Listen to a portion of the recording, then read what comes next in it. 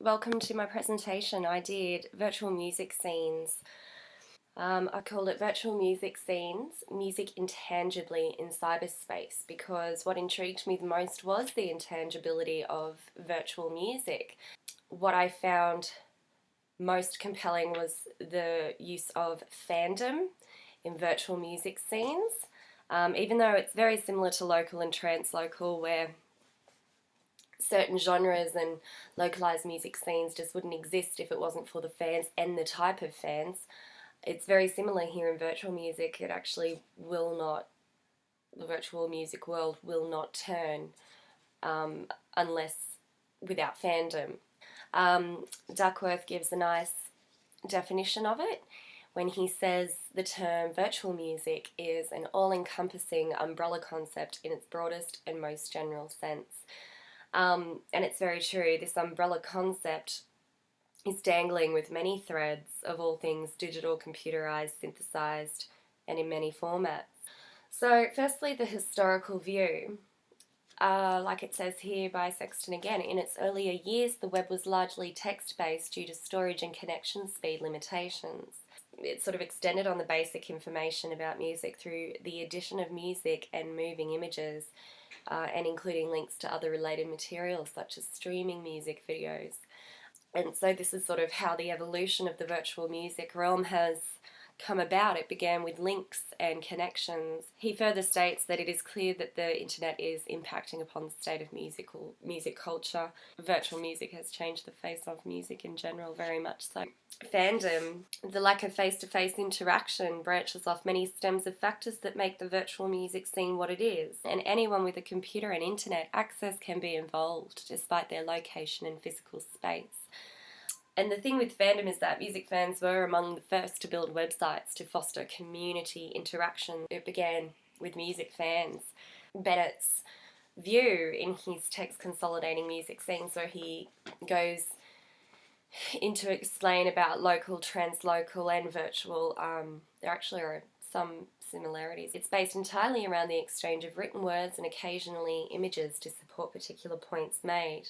He goes on to say, ultimately a person must show commitments both through regular contributions to online discussions and also through the display of musical and associated knowledges relevant to such discussions. Quotes from BAME. She wrote an article in an online journal talking about fandom. She says that since 2005 at least 24 music-based social networking sites have launched. So even though that's not particularly recent, it just goes to show how fast this is progressing in a matter of 2 years. And even then, that was in the early days of the internet. Last FM. It is the oldest and largest music-based social networking site, which allows users to download software. It tracks their listens and generates personal listening charts which are displayed on their profiles. Virtual music isn't just the music and the audiences and how they operate within it, it's also a very good tool. There are some differences. There is room for everything in cyberspace and the possibilities are endless. There is no one predominant method, sound, style, set of instruments or performing environment. Very true. You can have absolutely everything. Ways of performing, ways of recording, ways of putting it out there. I'm focusing more so on the YouTube though. I might just add, to a far greater extent than in other kinds of scenes, virtual scenes are devoted to the needs and interests of fans. And I will touch on that in the examples later, just how prioritised fans are to the musicians that compose using virtual music scenes. Without the connection between fans and online contributions, the virtual music scene wouldn't turn. There's nobody accessing it or contributing to it or sharing it or hitting it a lot so that more hits it gets, the more it shows up on Facebook, all those sorts of things. It's all comes back to fans. I didn't think that my research would take me there, but it really does. Touching on fandom again, as each new incarnation of online fandom has emerged, previous forms have disappeared. Instead, fan communities have distributed themselves more widely. Individuals can become increasingly selective about which places they want to spend time Online platforms and locales have become increasingly specialised in the functions they serve for fans. With virtual music, it's to a far greater extent. So it's the same thing, but they have distributed themselves more widely. So, how is virtual music received? Duckworth says the music is as it is, when you are there. So like I said, you can just grab it out of the cloud. Instant access. But with virtual music, and like I said, because I'm focusing on YouTube, it still caters for both live and recorded sound. You can have, well, we'll see in the examples that I use later, there are studio recorded audio files with a filming visual file added on top of it. But there is also the second example where it's live, it's recorded live and filmed live at the same time. Sexton says, any performance is an example of multimedia to an extent, though there are different degrees to which the importance of the visual within musical performance plays a part in its overall meaning. So how we receive virtual music, the visual is going to have a lot to do with it, because virtual music is dominated so much by YouTube. So in terms of how we receive it, continuing on, I did a little research into covering, because what I found with YouTube, that some of the most searched terms were cover, version, acoustic. So a lot of people like to see acoustic cover versions, more so than people's originals. I know that in my 12 years of performing, I can definitely say, as a professional musician in a typical pub,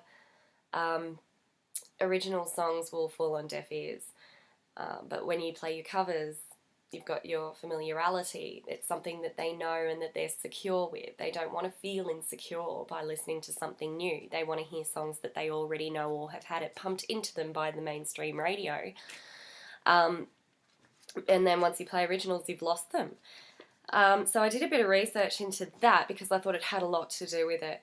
I found an article from Plasketti's.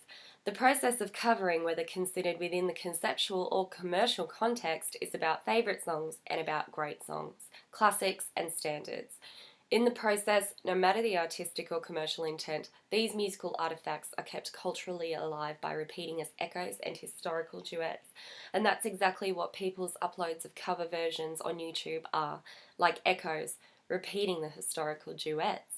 And it will actually be discussed in my example, a cover of a song that was written 28 years earlier, so that'll be a nice little diachronic analysis.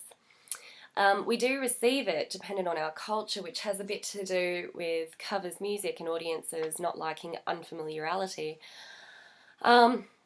Hewitt mentions in the screencast in week 2, some people think that music has a universal meaning, and that's not necessarily true. Often the meaning of music, or the way that we receive it or understand it, is very much influenced by our culture. There was a demo there on YouTube, as, yeah, naturally, of some Bulgarian women singing, and to us as westernised it sounded completely discordant and just wrong. But to them that was actually completely harmonic, and it was actually a jovial song with humour about the men walking down the street or something like that. So our culture is going to influence us very much so, and with YouTube being the most dominating one on the virtual music scene, it's got a lot to do with what we want to take in and how we receive it. So now I'm coming up to my examples. Last FM, which was a social networking site, more so a music streaming site that I did mention earlier, quoting Nancy Bain. It is in fact the largest and oldest one. It has the biography of Walk Off the Earth, and they claim that they are best known for their covers of popular songs on YouTube. So in the research that I've done with them, they were unearthed through their fandom but firstly doing covers. It wasn't their originals that sort of got them started. It was very much the covers and the people that responded to that. So it's just an indication as to how culture will, in a westernized society, influence what you want to see, how many hits or views you're going to give this particular video, etc., etc. My analysis focus will be on the instrumentation, the recording, composing, producing, and filming.